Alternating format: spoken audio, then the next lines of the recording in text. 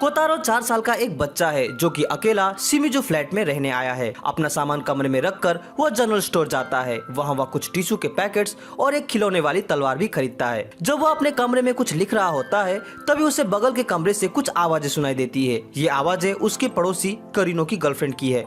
वो गुस्सा है और करीनो पर चिल्ला रही है क्योंकि करीनो उससे मिलने नहीं आया। उसकी गर्लफ्रेंड हरुमा उससे कहती है कि वह ठंड में बाहर कब से उसका इंतजार कर रही थी पर वह उससे मिलने नहीं आया। अपनी सफाई देते हुए करीनो उसे गलती से हरुमा के बजाय हीरो को कह देता है। इससे वह और ज्यादा गुस्सा हो जाती है और अपने बैग से उसे मारते हुए वहाँ से चली जाती है। एक जिम्मेदार पड़ोसी के कर्तव्य को निभाते हुए कोतारो करीनो के पास जाता है और उसे एक टिश्यू बॉक्स ऑफर करता है। वो उसे अपना इंट्रोडक्शन देता है। करीनो एक मांगा आर्टिस्ट है जो कि बिल्कुल पॉपुलर नहीं है, लेकिन वो दिन रात मेहनत करता है ताकि वो अपने बॉस को खुश कर सके। साफ सफाई की बात करे तो उसका ध्यान इस पर बिल्कुल नहीं है। थोड़ी देर बाद कोतारो उसके पास फिर से आता है और उससे बाथटब के बारे में पूछने लगता है। करीनो उसे बाथ हाउस की जानकारी देता है और उसे वहाँ ले जाता है। बाथ हाउस में वो खुद भी नहाता है और कोतारो को भी नहलाने में मदद करता है। घर जाते हुए करीनो उसे उसके पेरेंट्स के बारे में पूछता है। कोतारो कहता है कि उसके पेरेंट्स नहीं है, वह अकेला है। करीनो उसे थोड़ी देर देखता रह जाता है। फिर वह कहता है कि मेरे भी पेरेंट्स बहुत पहले ही चल बसे थे। फिर वह टॉपिक चेंज करके दूसरी बातें करने लगता है। अगली सुबह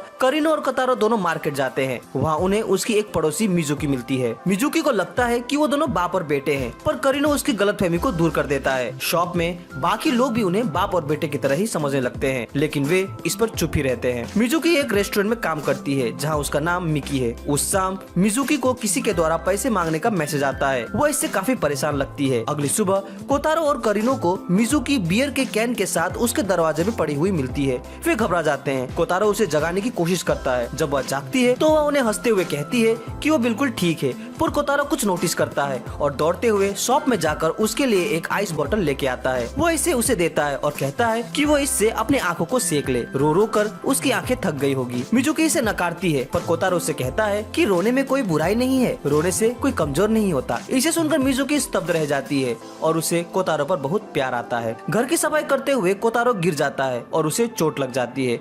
वो अपने घाव पर कई सारे बैंडेजेस लगाता है और करीनो को दिखाने चला जाता है ताकि वो उसे शाबाशी दे। इधर करीनो के भी कमर में मोच आई हुई है। वो करीनो के कमर में हॉट पैक लगा देता है और करीनो भी उसके बैंडेजेस में उसका और उसके फेवरेट कार्टून कैरेक्टर का चित्र बना देता है और उसे थैंक्स कहता है। इसे देखकर कोतारो काफी खुश होता है। तभी उनका एक और पड़ोसी टामारू उसके पास आता है और कोतारो को छूते हुए उसे टिश्यू देने के लिए थैंक्स कहता है। कोतारो ने उसे भी टिश्यू गिफ्ट किया था, पर कोतारो को उसका इस तरह का छूना अच्छा नहीं लगता और वह उसे दूर रहने को कहता है। वो कोतारो को अपने रूम में ले जाता है और उसे एक डॉल गिफ्ट करता है, पर कोतारो उसका वह गिफ्ट नहीं लेता क्योंकि यह उसने अपने बेटे के लिए खरीदा था जो कि उससे मिलना नहीं चाहता। कोतारो उसे कहता है कि वो केवल अपने मन को दिलासा देने के लिए ही यह गिफ्ट उसे दे रहा है। यह गिफ्ट उसके बेटे के लिए है, वह उसे नहीं ले सकता। कोतारो के पास टीवी नहीं है, इसलिए वो करीनो की टीवी में उसका फेवरेट एनिमे टोनो सामान देखता है, वो भी फुल साउंड में, और कैरेक्टर के डायलॉग को भी दोहराता रहता है। करीनो उसे साउंड कम करने को कहता है क्योंकि रात हो गई है और बाकी लोग इससे परेशान होंगे। वह माफी मांगता हुआ साउंड कम करता है और कहता है कि मेरी यह आदत बहुत बुरी है। अगले दिन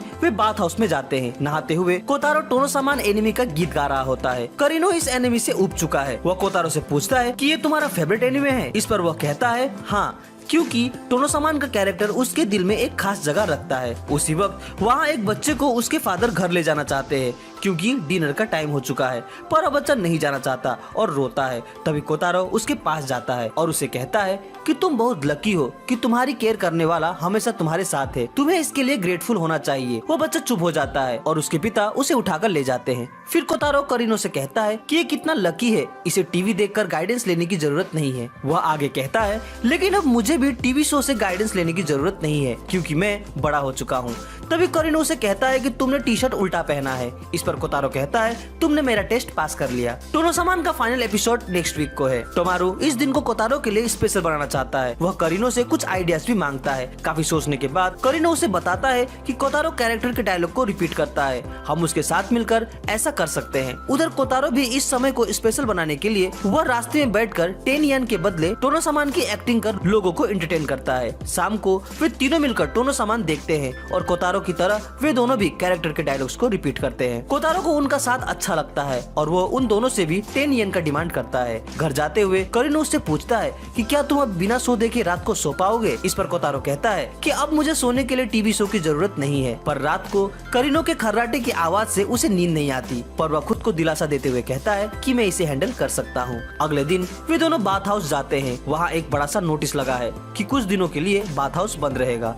कोतारो इसे देखकर घबरा जाता है क्योंकि आसपास और कोई बाथ टब भी नहीं है। अगले दिन से कोतारो सबसे दूर दूर रहने लगता है। वो करीनो को भी उसके पास आने नहीं देता। जब बहुत ज्यादा ही हो जाता है तब करीनो उससे पूछता है कि तुम ऐसा बिहेव क्यों कर रहे हो। तब कोतारो कहता है कि मैं पिछले 24 घंटे से नहीं नहाया हूँ, मैं अभी साफ नहीं हूँ, मेरे दुर्गंध से लोगों को तकलीफ हो सकती है। इस पर करीनो उसे समझाता है कि रोज नहाने की जरूरत नहीं है, मैं खुद भी नहीं नहाया हूँ और अगर तुमसे दुर्गंध आती भी है तो लोगों को इससे कुछ फर्क नहीं पड़ेगा। यह सुनकर कोतारो वहाँ से भाग जाता है। मिजुकी यह सब देख रही होती है।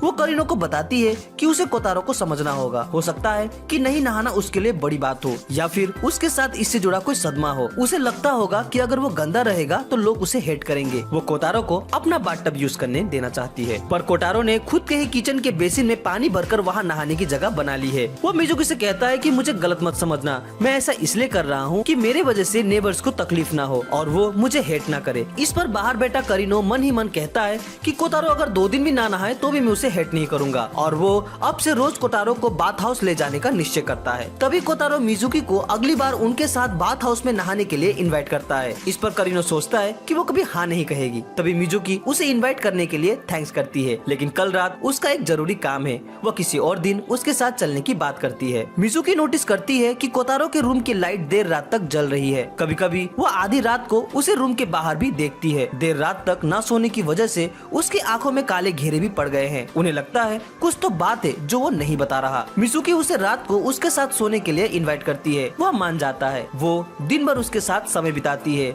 और रात में उसके साथ सोती है। वास्तव में नाइटमेयर्स की वजह से वो रात को सोने से डरता था। वो करीनो से कहता है कि अब उसे सोने में कोई तकलीफ नहीं होगी क्योंकि वह सोते वक्त मिजुकी के स्वीट स्मेल को याद करेगा और उसे पता है कि इससे उससे अच्छे सपने जरूर आएंगे। करीनो सोचता है कि उम्र कुछ भी हो, लड़के लड़के ही होते हैं। अगले दिन कोतारो किंडरगार्टन एंट्रेंस सेरेमनी में अकेले ही चला जाता है। वो अकेला बच्चा है जो अपने पेरेंट्स के साथ नहीं आया है। जब एक बच्चा उसे उसके पेरेंट्स के बारे में पूछता है तो बताता है कि वो आए हुए हैं और वो सामने की खाली चेयर दिखाते हुए कहता है कि मेरे पेरेंट्स यहीं बैठे हैं पर वो तुमको दिखाई नहीं देंगे क्योंकि वो निंजा है और उन्होंने छुपने वाली टेक्निक का इस्तेमाल किया है। वो बच्चा यह सुनकर काफी एक्साइटेड हो जाता है। उधर उन तीनों को पता चलता है कि कोतारो अकेले ही उस किंडरगार्टन सेरेमनी में आया हुआ है। वे तीनों भागते हुए वहाँ जाते हैं और खुद को उसका पेरेंट्स बताते हैं। करीनो जल्दी से उसके पास वाली सीट में जाकर बैठ जाता है और उसे कहता है यह जरूरी नहीं कि हर काम तुम्हें अकेला ही करना पड़े। स्कूल में हर बुधवार बेंटो डे होता है जहाँ बच्चे विशेष प्रकार का भोजन लेकर आते हैं। कोतारो को पहले तो इसकी जानकारी नहीं थी, लेकिन अगले दिन से वो शॉप में आए सभी लोगों से बेंटो की आइडिया लेता है और बहुत ही बेहतरीन बेंटो ले जाकर अपने दोस्तों को इम्प्रेस करता है। रास्ते में कोतारो को एक आदमी कई सारे बलून्स लिए खड़े दिखता है जो कि एक एक बच्चे को एक एक बलून बांट रहा था। कोतारो उसे देखता रहता है और पूछता है सर आपने कई सारे बलून्स पकड़े हुए हैं, आपको डर नहीं लगता अगर आप उड़ गए तो? वो कहता है मुझे कुछ नहीं होगा, ये बताओ तुम्हें किस कलर का बैलून चाहिए। कोतारो उससे 3-4 बलून लेना चाहता है पर वो कहता है कि एक बच्चे को केवल एक बलून। इस पर कोतारो उससे रेड बलून ले लेता है। उसे यह बहुत अच्छा लगता है। फिर वह रूप बदल बदल कर उसके पास जाता है और 4 बलून्स इकट्ठा करता है। बलून वाले को यह पता है कि ये चारों कैरेक्टर कोतारो ही है, पर फिर भी वो उसकी मासूमियत को देखकर अनजान बनने की कोशिश करता है। घर आकर कोतारो करीनो से इन चारों बलून्स में माँ, पापा, भाई और बहन की ड्रॉ करने की रिक्वेस्ट करता है। उसके बाद वो उन बलून्स के साथ पार्क में जाकर खेलने लगता है। जब वह बलून वाला उसे देखता है तो उसे पता चल जाता है कि वो इन बलून्स में अपने परिवार को ढूंढ रहा है और उनके साथ वक्त बिता रहा है। उसे उस पर दया आती है और वह यह कामना करता है कि ये बलून्स लंबे समय तक उसके साथ ही रहे। अगले दिन स्कूल के बाद कोतारो करीनो के साथ एडिटर के ऑफिस में जाता है। एडिटर करीनो के ड्राइंग को देखकर इम्प्रेस नहीं होता और कहता है कि इसमें बहुत इम्प्रूवमेंट की जरूरत है, पर कोतारो को उसके ड्राइंग अच्छे लगते हैं। वो करीनो की साइड लेता है और एडिटर को उससे अच्छी ड्राइंग बनाने के लिए कहता है।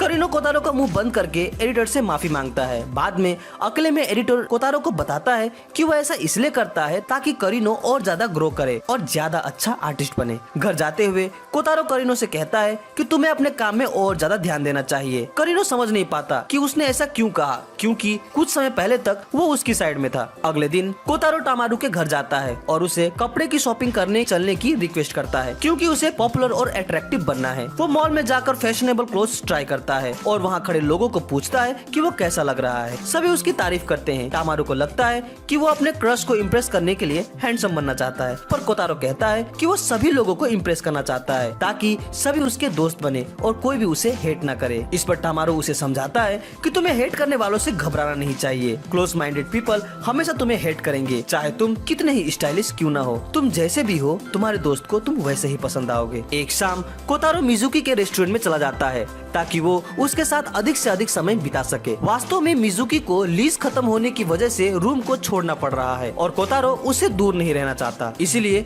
वह रोज मिजुकी से मिलने आने की बात करता है। तभी वहाँ कोतारो को ढूंढते हुए करीनो भी आ जाता है। अगले दिन वो तीनों पिकनिक करने चले जाते हैं। वे कोतारो की फोटो खींचना चाहते हैं, पर कोतारो नहीं चाहता कि वो उसकी तस्वीर ले। वो हिलते हुए फोटो को ब्लर कर देता है और ज्यादा फोर्स करने पर वो वहाँ से भागने लगता है। करीनो उससे पूछता है कि तुम फोटो क्यों नहीं खिंचवाना चाहते। इस पर कोतारो कहता है कि फोटो खिंचवाने में मैं बहुत असहज महसूस करता हूँ। उसके बाद हमें कोतारो का सपना दिखाया जाता है, जहाँ उसके पिता उसका फोटो वेबसाइट में देखकर हॉस्टल में हंगामा मचा देते हैं, जिससे कोतारो सहित सारे लोग घबरा जाते हैं। अचानक कोतारो जाग जाता है और कहता है कि चाहे कितना भी अच्छा पल क्यों ना हो, मुझे अपनी तस्वीर खिंचवाने से बचना होगा। स्कूल जाते हुए करीनो कोतारो को उसके द्वारा बनाई गई मिजुकी और कोतारो की ड्राइंग दिखाता है। कोतारो इसे देखकर काफी खुश होता है और कहता है कि तुम्हें और प्रैक्टिस करने की जरूरत है। उधर एक इंश्योरेंस कंपनी द्वारा कोयाबाशी नाम की एक एजेंट को कोतारो को पैसे डिलीवर करने का काम सौंपा जाता है, क्योंकि कोतारो के पास कोई बैंक अकाउंट नहीं है, इसीलिए वो उसे हैंड डिलीवरी करने के लिए उसके पास जाती है। कोतारो उसका काफी आदर सत्कार करता है और पैसे देने के लिए उसे थैंक्स भी करता है। वास्तव में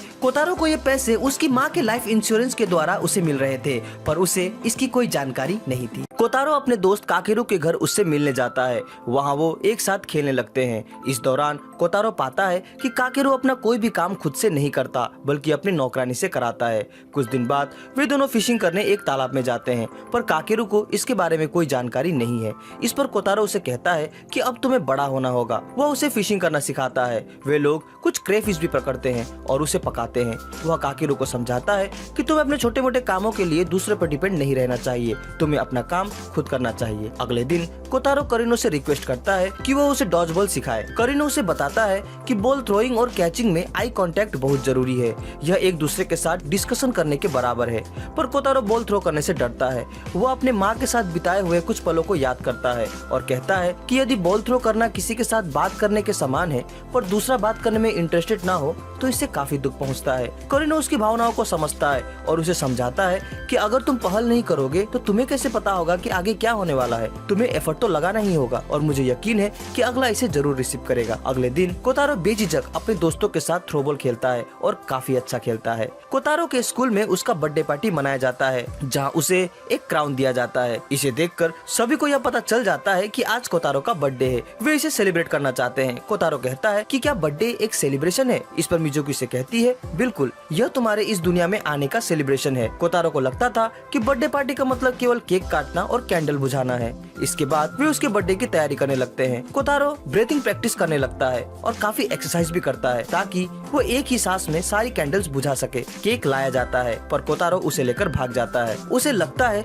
कि सही यही होगा कि वो अपने दोस्तों के साथ मिलकर इसे सेलिब्रेट करे। इसके बाद वो इसे पार्क ले जाता है और अपने सभी एनिमल दोस्तों के साथ अपना बर्थडे सेलिब्रेट करता है और उधर वो तीनों गेस्ट ऑफ ऑनर की प्रतीक्षा करते रह जाते हैं। एक दिन ताकुया कोतारो के घर आता है और उसे घर से भाग चलने को कहता है। वह घर से भागना चाहता है क्योंकि वो उसकी माँ के उपदेशों से परेशान हो चुका है। कोतारो पूछता है, हम घर से भागकर क्या करेंगे। ताकुया कहता है कि हम बहुत दूर जाएंगे, हमें कोई नहीं रोकेगा, ना कोई टोकेगा, हम बस अपनी मस्ती करेंगे और घर वालों को हमारी अहमियत का एहसास होगा। कोतारो उसके लिए ढेर सारी मिठाइयाँ खरीदता है और वो देर शाम तक खेलते रहते हैं। रात को जब वो कोतारो के घर जाते हैं तो ताकुया पाता है कि कोतारो के घर में उसके अलावा और कोई नहीं रहता। वो घबरा जाता है और कोतारो को सॉरी कहकर अपने घर की तरफ भाग जाता है। उसे जाते हुए देखकर उदास होकर कोतारो सोचता है कि मेरे घर से भागने से किसी को कोई फर्क नहीं पड़ने वाला, कोई मेरे पीछे नहीं है। तभी हाफते हुए करीनो वहाँ आता है और इतनी देर तक उसे घर से गायब रहने के लिए डांटता है। वो करीनो को देखता रहता है और अपनी इस हरकत के लिए उसे माफी मांगता है। अगले दिन कोयाबाशी फिर से उसे पैसे देने के लिए उसके पास आती है। कोतारो यह जानना चाहता है कि आखिर वो हेल्पफुल इंसान कौन है जो उसे हर वीक पैसे भेजता है, पर वह इसे नहीं बताती। कोतारो उसे बहुत सारी बियर्स ऑफर करता है और उसे नशे में धुत कर देता है और फिर वो उस इंसान के बारे में पूछता है। नशे में धुत होकर कोयाबाशी यह राज खोलने ही वाली होती है कि उसे नींद आ जाती है और वह वहीं सो जाती है। जब उसकी आंखें खुलती है तो वह देखती है कि उसने नशे में धुत होकर खुद के बॉडी में ही परमानेंट मार्कर से ड्राइंग बनाई थी। वह इसे देखकर रोने लगती है। कोतारो उसे कहता है कि शायद तुम्हें यह सीख मिल गई होगी कि ड्रिंकिंग करना कितना बुरा है। अगले दिन स्कूल में सभी पेरेंट्स को बुलाया जाता है और उन्हें किंडरगार्टन समर फेस्टिवल में वॉलंटरी करने की रिक्वेस्ट की जाती है क्योंकि टीचर्स कम पढ़ रहे हैं। सारे पेरेंट्स यह सुनकर अपना सर झुका लेते हैं, लेकिन करीनो कहता है कि आप लोगों को फिक्र करने की जरूरत नहीं है, यह कार्यभार मैं अपने ऊपर लेता हूँ। इसके बाद करीनो के सभी दोस्त और टीचर्स मिलकर इस फेस्टिवल को सफल बनाते हैं।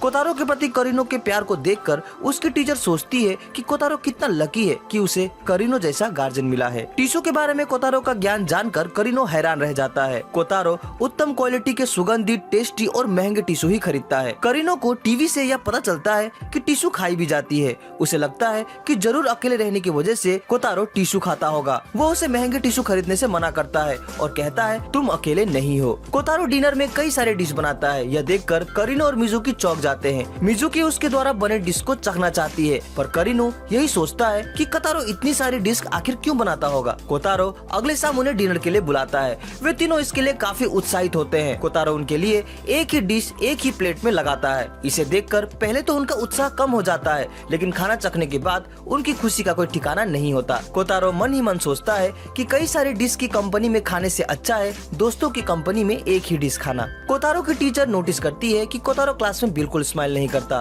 क्या उसे किंडरगार्टन बोरिंग लगता है? तभी वो पेरेंट्स डे असेंबली के समय खुद के लिए स्माइलिंग सन का कैरेक्टर चुनता है। वह फेक स्माइल काफी सुंदर तरीके से कर लेता है। उसके इस सुंदर अभिनय के लिए उसकी टीचर उसे फुल मार्क्स देती है और कहती है कि तुम्हें प्ले के अलावा बाकी समय में भी हंसते रहना चाहिए, तुम इसमें काफी अच्छे लगते हो। इस पर कोतारो कहता है कि मैं फेक स्माइल काफी अच्छी तरीके से कर लेता हूँ और मुझे लगता है कि आप भी इसमें बहुत माहिर है।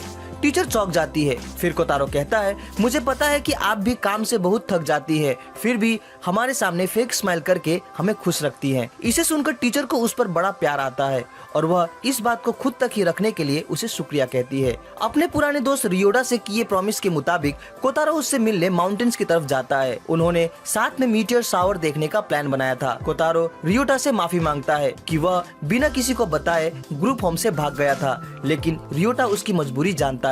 फिर वो उस पल को याद करते हैं जब वे साथ रहते थे और रियोटा ने उसे कैमरे से खींची तारों की तस्वीर दिखाई थी और उसे कैमरा चलाना भी सिखाया था। रियोटा उसे एक मेमोरी कार्ड देता है ताकि कोतारो उसके द्वारा खींची गई पुरानी तस्वीरों को याद के रूप में अपने साथ रख सके। उसके बाद वे दोनों वहाँ शूटिंग स्टार की तस्वीरें लेते हैं। उन दोनों को एक दूसरे के साथ काफी अच्छा लगता है। कोतारो करीनो की मैन्युस्क्रिप्ट लेकर एडिटर के पास जाता है क्योंकि करीनो की तबीयत बिल्कुल खराब है। वो एडिटर से पूछता है कि क्या आप फाइनेंशियल प्रॉब्लम से जूझ रहे हो, इसलिए संडे को भी काम में आए हो। एडिटर उसे कहता है कि ऐसा नहीं है, हमारे कुछ डेडलाइंस होते हैं जहाँ काम का प्रेशर बहुत ज्यादा होता है। वहाँ कोतारो को पता चलता है कि एडिटर शादीशुदा है और उसके बच्चे भी है। वह झट से उठ खड़ा होता है और एडिटर को भी काम छोड़कर अपने बच्चों के साथ टाइम स्पेंड करने की सलाह देता है, क्योंकि अगर वह इस तरह संडे को भी काम करेगा तो बच्चों को समय कब देगा। उसे लगता है कि बच्चे उसे काफी मिस कर रहे होंगे। यह सुनकर एडिटर चौंक जाता है और उसकी बात मान लेता है, लेकिन उससे पहले एडिटर उसे किड्स मैगजीन के कुछ टॉयज और वीडियो गेम्स दिखाने की बात करता है। टोनो सामान का नाम सुनते ही वह खुद को रोक नहीं पाता। टोनो सामान की बड़ी टॉय को देखकर और वीडियो गेम्स खेलकर वह दो धार में फंस जाता है, क्योंकि उसे लगता है कि वो अगर यहाँ देर तक रहा तो एडिटर को घर जाने में देरी होगी और वो यहाँ से चला गया तो उससे यह सब मिस हो जाएगा। बाद में जब एडिटर करीनो से मिलता है तो उसे बताता है कि कोतारो अपनी उम्र के बच्चों के मुकाबले काफी मैच्योर है। वह उसे कोतारो के साथ बच्चों जैसे एक्ट करने की सलाह देता है, साथ ही कुछ मस्ती के पल भी बिताने को कहता है। कोतारो करीनो के साथ शॉपिंग मॉल में जाता है। वहाँ वो एक प्रेग्नेंट शॉपकीपर को देखकर देखता ही रह जाता है और शॉप की कई सारी खाने की चीजों को खरीद लेता है। थोड़ी देर बाद वो फिर से उस स्टोर में जाता है। वो उस लेडी के स्टमक को देखकर बहुत चिंतित है। वो उसे कहता है कि मुझे पता है कि आपके मालिक आपसे जो सामान सेल नहीं हुए हैं उसे शाम तक खाकर खत्म करने को कहते हैं। इसी कारण से आपकी पेट की स्थिति बहुत खराब है। इसे सुनकर वो लेडी हंसती है और उसे समझाते हुए कहती है कि इसके अंदर बेबी है। जब मम्मी और पापा एक दूसरे के साथ प्यार करते हैं तो बेबी मम्मी के टमी में पैदा होती है। वो इसे विश्वास नहीं करता और उसके पेट को छूने लगता है। फिर वो अपने बारे में सोचता है और कहता है क्या मैं भी ऐसे ही आया हूँ? वो लेडी कहती है हाँ, तुम भी अपने मम्मी पापा के प्यार की निशानी हो। बच्चे मम्मी पापा के जीवन में खुशी और उत्साह लेकर आते हैं। कोतारो सोचता रह जाता है। घर आकर वो अपने बिल्ली से बात करते हुए कहता है कि अगर एक बच्चे का उद्देश्य अपने मम्मी और पापा के जीवन में खुशियाँ भरना है तो क्या मैं भी उस भूमिका को कभी निभा पाऊंगा? वह कोयाबाशी को दिए अपने डायरी में लिखता है कि वह अपने माता पिता के लिए एक ट्रेजर बनने पर काम करेगा। अगले दिन कोतारो के अपार्टमेंट में एक नया पड़ोसी आता है। उसका नाम ओटा है। वह कोतारो के पास जाता है और क्योंकि वह अकेला है वह 1 महीने के लिए कोतारो का साथ चाहता है। कोतारो मान जाता है। वे साथ खाते हैं, साथ घूमते हैं, साथ नहाने भी जाते हैं। करीनो को यह देखकर जलन होती है। ओटा उसे स्कूल छोड़ने और लाने भी जाता है। कुछ दिनों बाद ओटा करीनो को कोतारो के बारे में पूछता है लेकिन वह कुछ बताने से इनकार कर देता है। वास्तव में ओटा कोतारो के फादर का जासूस है जिसे कि कोतारो को ढूंढने का ऑर्डर मिला था। करीनो और टामारू को ओटा पर शक होता है और वो ओटा की असली सच्चाई जानने के लिए उसके पास जाते हैं। टामारू के द्वारा पैसे का लालच देने पर वो अपनी सारी सच्चाई उगल देता है। टामारू उसे गुस्से से मारने ही वाला होता है कि तभी वहाँ कोतारो आ जाता है। टामारू को डांट कर वो वहाँ से निकाल देता है। कोतारो उसकी उन हरकतों के लिए ओटा से माफी मांगता है। फिर वे दोनों वहाँ से बाथ हाउस की तरफ जाने लगते हैं। घर आकर कोतारो ओटा से पूछता है कि क्या तुम मेरे फादर को बता दोगे कि तुमने मुझे ढूंढ लिया है? यह सुनकर ओटा घबरा जाता है और वहाँ शांति फैल जाती है। अगली सुबह कोतारो करीनो के पास जाता है और उसे स्कूल छोड़ने को कहता है। करीनो पूछता है ओटा कहाँ है? वास्तव में ओटा अर्ली मॉर्निंग ही अपार्टमेंट छोड़कर चला गया था। ओटा के जाने की खबर सुनकर टामारू बहुत घबरा जाता है क्योंकि उसे लगता है कि वह जाकर कोतारो के फादर को उसका पता बता देगा। इससे कोतारो की जान को खतरा है। इसके बाद वे तीनों अपार्टमेंट के लोगों के साथ मीटिंग रखते हैं और कहते हैं कि कोई भी कोतारो को अकेला नहीं छोड़ेगा। कहीं भी आते जाते वक्त वे तीनों कोतारो को गार्ड करने लगते हैं। कोतारो कहता है कि मेरी सुरक्षा करने की कोई जरूरत नहीं है, मैं खुद ही अपनी रक्षा कर सकता हूँ, पर वो नहीं मानते। कोतारो इससे परेशान हो जाता है और उनसे छुपकर भागते हुए अकेले में एक्सरसाइज करके अपने स्ट्रेंथ को डेवलप करने की कोशिश करता है। कुछ दिनों बाद ओटा फिर से अपार्टमेंट में आता है और फिर से वो कोतारो का साथ मांगता है। टामारू उसे देखकर काफी गुस्सा हो जाता है पर वो कोतारो के सामने उसे कुछ नहीं कर सकता। लेकिन ओटा उन्हें बताता है कि घबराने की कोई बात नहीं है क्योंकि उसने उसके पापा को जो जानकारी दी है वो गलत दिया है। फिलहाल वो खतरे से बाहर है। मिजुकी से पूछती है पर तुमने ऐसा क्यों किया? वह अपने बचपन के घावों को दिखाते हुए कहता है कि मेरा बचपन भी इतना अच्छा नहीं गुजरा था और मैं नहीं चाहता कि कोतारो का भी वैसा ही बचपन हो। वह उन्हें बताता है कि कोतारो को उसकी सच्चाई के बारे में सब पता है। वे यह सुनकर चौंक जाते हैं। कोतारो चाहता था कि ओटा उसके पापा से कहे कि जब तक वो पूरी तरह से स्ट्रॉन्ग ना हो जाए तब तक वो उसका वेट करे। कोतारो को लगता है कि उसके फादर उसके साथ बुरा व्यवहार इसलिए करते हैं क्योंकि वह कमजोर है। वे उसे तभी प्यार करेंगे जब वह स्ट्रॉन्ग होगा। फिर करीनो उसके पास जाता है और उससे रेस करने के लिए चैलेंज करता है लेकिन वह कोतारो से हार जाता है।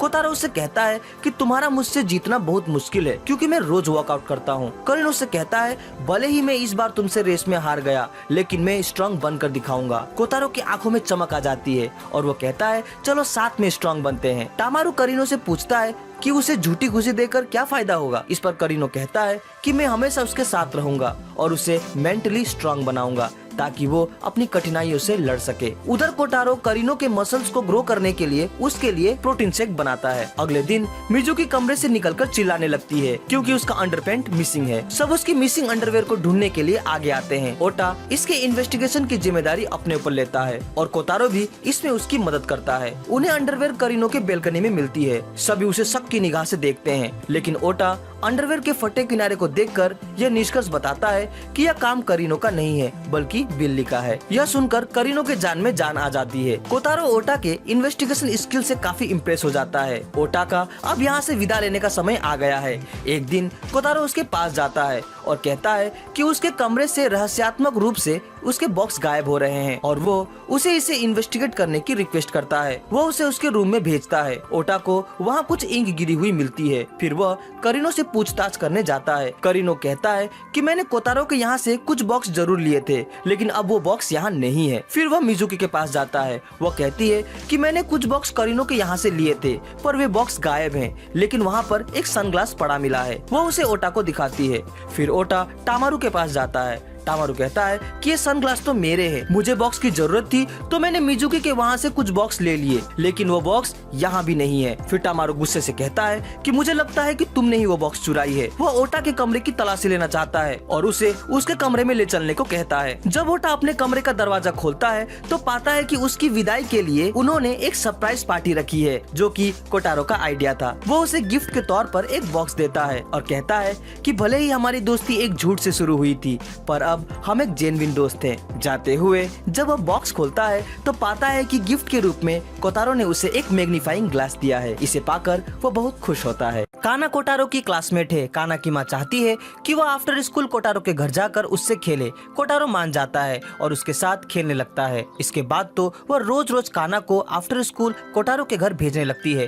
काना यहाँ बोर हो चुकी है, लेकिन अपनी माँ की खुशी के लिए वह उसकी आज्ञा का पालन करती है। करीनो को यह पता चलता है कि काना के फादर की फाइनेंशियल सिचुएशन बिल्कुल ठीक नहीं है। करीनो समझ जाता है कि वह ऐसा इसलिए कर रही है ताकि काना को कोतारो की सिचुएशन को देखकर अपनी समस्या ज्यादा बड़ी न लगे। करीनो उसे कहता है कि उसे बच्चों की फीलिंग्स को ध्यान देना चाहिए। जब काना की माँ को यह पता चलता है कि काना इच्छा न होने के बावजूद भी उसे खुश करने के लिए वहाँ आती रही है, तो वह उससे माफी मांगती है। इधर कोतारो हैंडमेड सुगोरुकु गेम बनाता है ताकि काना उसके साथ बोर ना हो। कोतारो का क्लासमेट केई अक्सर बीमार होता रहता है और नर्स के ऑफिस चला जाता है। कोतारो को लगता है कि उसके शरीर में विटामिन की कमी है, इसीलिए वह उसके लिए एक फल ले जाता है और कहता है कि तुम्हें हेल्थी बने रहने के लिए फ्रूट्स का सेवन करते रहना चाहिए। अगले दिन टीचर देखती है कि कोतारो की तबीयत भी बिल्कुल ठीक नहीं है, लेकिन फिर भी वो यह जताता है कि वह बिल्कुल ठीक है। टीचर के अधिक कहने पर वो भागकर उनसे दूर चला जाता है और कहता है कि मुझे कुछ नहीं हो सकता, मैं बहुत हेल्थी हूँ। तभी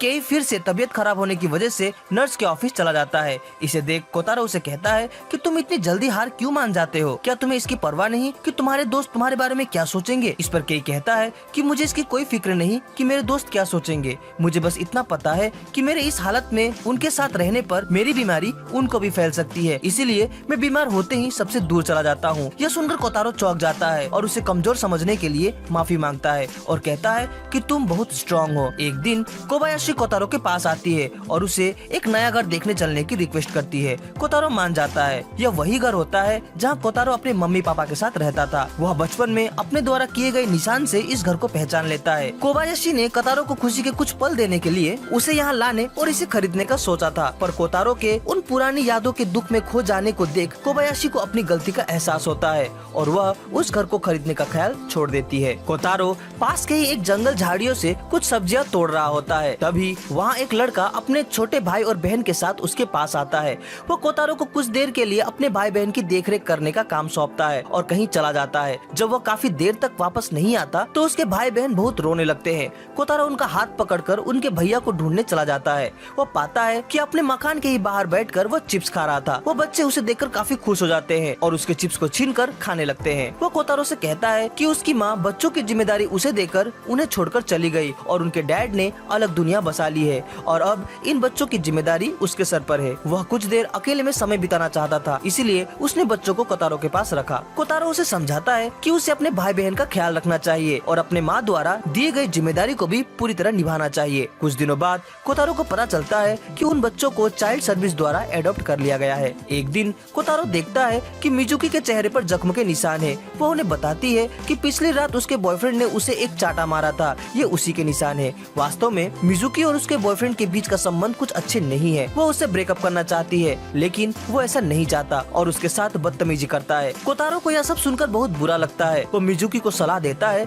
कि वो अपनी सेफ्टी के लिए अपने जॉब और अपार्टमेंट को छोड़ दे ताकि वो लड़का उसे ढूंढ न सके। कोतारो के अत्यधिक प्रयत्न करने के बाद आखिरकार मिजुकी उसकी सलाह मान लेती है और उन्हें छोड़कर वहाँ से चले जाती है। कोतारो को इस बात का काफी दुख भी है, पर वह मास्क लगाकर अपने आंसुओं को छुपाता है। करीनो अपने काम के रिसर्च के लिए एनिमे मूवीज देखता है जब कोतारो को यह बात पता चलती है तो वह उसके साथ मूवी देखने चलने की बात कहता है और अपने दोस्तों को भी मूवी के लिए इनवाइट करता है। करीनो को पहले तो ये सब सरदर्द लगता है, पर कोतारो की इमेज का ख्याल रखते हुए वह उनके मनमाने इच्छाओं को भी पूरा करता है और काफी पैसे खर्च भी करता है। करीनो को उसके दोस्तों के साथ बिजी होता देख कोतारो को काफी जलन होती है। घर जाते हुए वो करीनो से कहता है कि तुम पूरे दिन मुझसे ज्यादा मेरे दोस्तों के साथ बिजी रहे, तुम मेरे गार्जियन हो ना कि उनके। यह सुनकर करीनो हंसने लगता है और उसे इसके लिए माफी मांगता है और कहता है कि अगले दिन हम दोनों टोनो सामान की मूवी देखने जाएंगे। यह सुनकर कोतारो काफी खुश हो जाता है। अगले दिन टामारू का बेटा यूटा शिमिजो अपार्टमेंट में आकर छुप छुप कर अपने पापा को देखने की कोशिश करता है।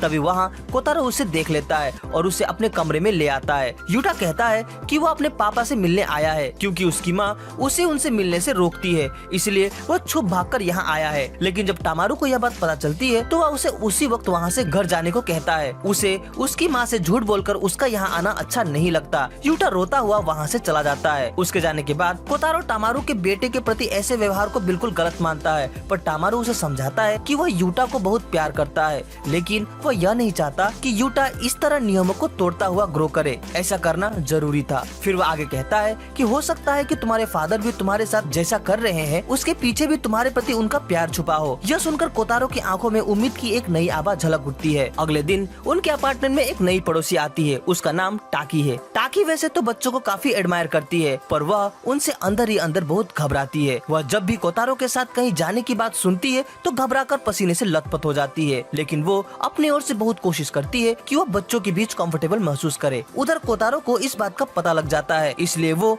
लेडी टाकी को इस डर से ओवरकम करने के लिए उसकी पूरी मदद करने की बात करता है। कुछ दिनों बाद टाकी कोतारो में कुछ बदलाव महसूस करती है। वास्तव में वो थोड़ा सा मोटा हो गया है। करीनो और टाकी इस बारे में बात भी करते हैं। टाकी कल होने वाले किंडरगार्टन पीटीए न्यूट्रिशन प्रोग्राम में कोतारो के साथ जाना चाहती है।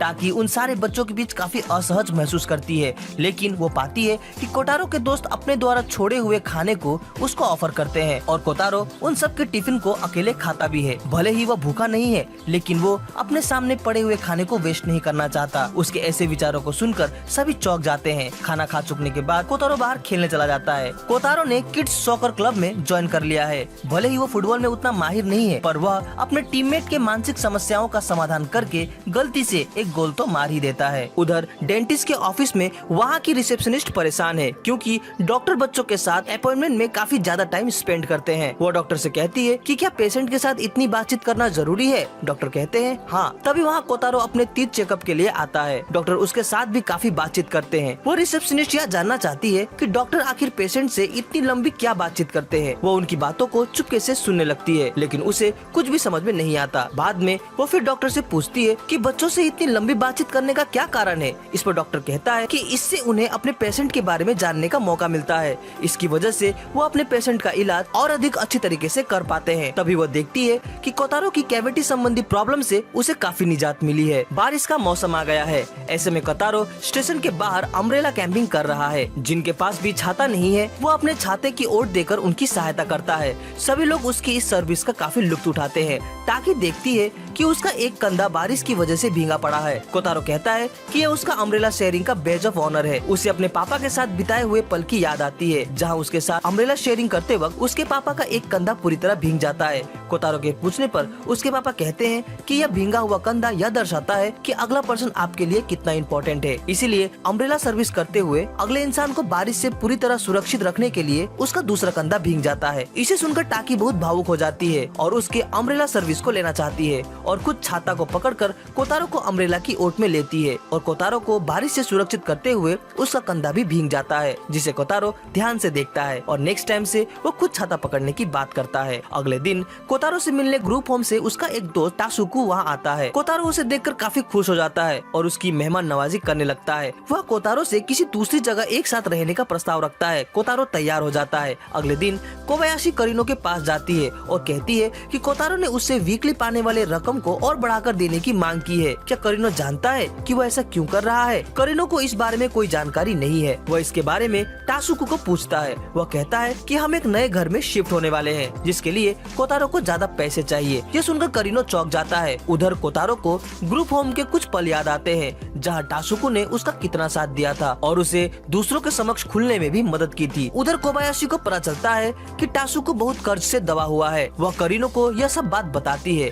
उन्हें लगता है कि कहीं कर्ज चुकाने के लिए टासुको कोतारो का इस्तेमाल तो नहीं कर रहा। वो कोतारो को उसके बढ़ते खर्चों के बारे में पूछते हैं। कोतारो कहता है कि हम एक नए अपार्टमेंट में शिफ्ट हो रहे हैं। वो उसे टासुको के कर्ज से भरे सिचुएशन के बारे में भी बताते हैं, पर कोतारो उनसे कहता है कि मुझे उस पर पूरा भरोसा है। यह सुनकर करीनो और कोबायाशी चुप हो जाते हैं और वहाँ से चले जाते हैं। लेकिन कोतारो को टासुको के झूठ के बारे में सब कुछ पता है। वो टासुको से कहता है कि मुझे पहले दिन से ही यह पता था कि तुम मुझसे झूठ बोल रहे हो, पर इससे मुझे कोई फर्क नहीं पड़ता।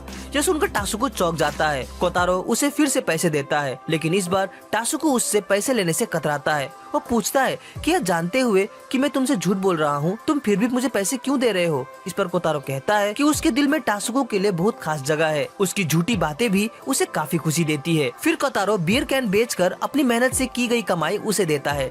टासुको उसकी अच्छाई को देखकर काफी भावुक हो जाता है और अपने किए पर काफी पछताता है। वह रोने लगता है और कोतारो को माफी मांगता हुआ वहाँ से चला जाता है। अगले दिन कोतारो फिर से बियर कैन कलेक्ट करने चला जाता है। करीनो उसे कहता है कि अब इसकी क्या जरूरत है। इस पर कोतारो कहता है कि मैं पैसे जमा करके एक बड़ा सा घर बनाऊंगा, जहाँ टासुको, रियोटा, करीनो, मिजुकी, टामारू, टाकी, कोबायाशी और दूसरे कई लोग साथ में मिलजुल कर रहेंगे। और हाँ, मेरे मम्मी पापा भी वहाँ होंगे। अब यह मेरे जीवन का एक नया लक्ष्य होगा। करीनो की स्टोरी को पब्लिक का काफी प्यार मिल रहा है, जिसकी वजह से एडिटर ने उसकी स्टोरी को 3 पार्ट सीरीज में एक्सटेंड करने का फैसला लिया है। यह सुनकर करीनो काफी खुश हो जाता है। एडिटर उसे बताता है कि अब उसके आगे की जर्नी काफी बिजी होने वाली है। इसी समय करीनो की एक्स गर्लफ्रेंड नीता करीनो के पास आती है। वह कोतारो और करीनो के बीच के आपसी संबंधों की गहराई को नहीं जानती। उसे लगता है कि कोतारो की देखभाल करना करीनो के लिए एक बर्डन के अलावा और कुछ नहीं है। वह कोतारो के पास जाती है और करीनो के बिजी शेड्यूल को बताते हुए वह करीनो के बजाय खुद कोतारो का साथ देने के लिए आगे आती है। कोतारो को यह फील होता है कि क्या वह इतने दिनों से करीनो के लिए एक बर्डन था। वह थोड़ा मायूस हो जाता है। किंडरगार्टन शो में भी वो पूरी खुशी से पार्टिसिपेट नहीं कर पाता, लेकिन अपने बिजी शेड्यूल होने के बावजूद भी करीनो कोतारो के साथ हर समय रहने की कोशिश करता है। नीता उसे कोतारो के बजाय अपने मांगा स्क्रिप्ट पर फोकस करने को कहती है। इस पर करीनो उसे कहता है कि कोतारो ही उसकी प्रेरणा का कारण है। बिना कोतारो के आज वो इस मुकाम पर नहीं पहुंच पाता। यह सुनकर नीता को अपनी गलतफहमी का एहसास होता है और वह उन दोनों के सामने ही अपनी इस गलतफहमी के लिए कोतारो से माफी मांगती है। कोतारो करीनो के ग्रोथ के लिए हमेशा उसकी मदद करने का वादा करता है। एक दिन कोतारो को टीवी में कोनोमी नाम की एक जगह की जानकारी मिलती है। उसे देखकर कोतारो को कुछ याद आता है। वो वहाँ पहले भी अपनी मम्मी के साथ गया है। वो करीनो के पास जाता है और कोनोमी जाने का रास्ता पूछता है। करीनो उसे कहता है कि मैं भी तुम्हारे साथ चलूंगा। वे दोनों अगली सुबह को ही कानोमी के लिए निकल जाते हैं। यहाँ कोतारो अपने याद के आधार पर करीनो को उसके नाना और नानी की कब्र में ले आता है, जहाँ उसकी माँ उसे अक्सर लाया करती थी। कोतारो कहता है कि मैं अपने नाना और नानी के बारे में तो नहीं जानता, पर हाँ, एक दिन जब मैं अपनी माँ से मिलूंगा तब मैं उनके बारे में सब कुछ पूछूंगा। तभी करीनो को बगल में ही उसकी माँ की कब्र भी दिखाई देती है। वह घबरा जाता है। इसके बारे में कोतारो को कोई जानकारी नहीं है। वह कोतारो को इसे उससे छुपाता है। कोतारो अपने ग्रैंड पेरेंट्स के कब्र में हाथ जोड़कर प्रार्थना करता है। तभी वहाँ वो एक बच्ची और उसकी माँ को देखकर उदास हो जाता है और करीनो से कहता है कि क्या मैं भी अपनी माँ से कभी मिल पाऊंगा। करीनो यह सुनकर स्तब्ध रह जाता है, पर उसकी खुशी के लिए वो उसे झूठ बोलने में मजबूर हो जाता है और कहता है, जरूर, तुम उनसे एक दिन जरूर मिलोगे। यह सुनकर कोतारो की आंखों में खुशी छा जाती है और वह उत्साह से भर जाता है। घर जाते हुए करीनो कोतारो से कहता है अगली बार भी वह जब अपने ग्रैंड पेरेंट्स को विजिट करने जाएगा तो उसे जरूर साथ लेकर चले। कोतारो हामी भर लेता है और वह करीनो को अपना वफादार साथी कंसीडर करता है। टामारू और टाकी उसकी खुशी को देखकर काफी आनंदित होते हैं और यहीं पर यह एनिमे समाप्त हो जाता है। उम्मीद करता हूँ कि आपको मेरा यह एक्सप्लेनेशन अच्छा लगा होगा। अगर अच्छा लगा हो तो इसे लाइक और कमेंट जरूर करें। हमसे जुड़ने के लिए चैनल को सब्सक्राइब करें। तो मिलते हैं अपने अगले वीडियो में। Sign out.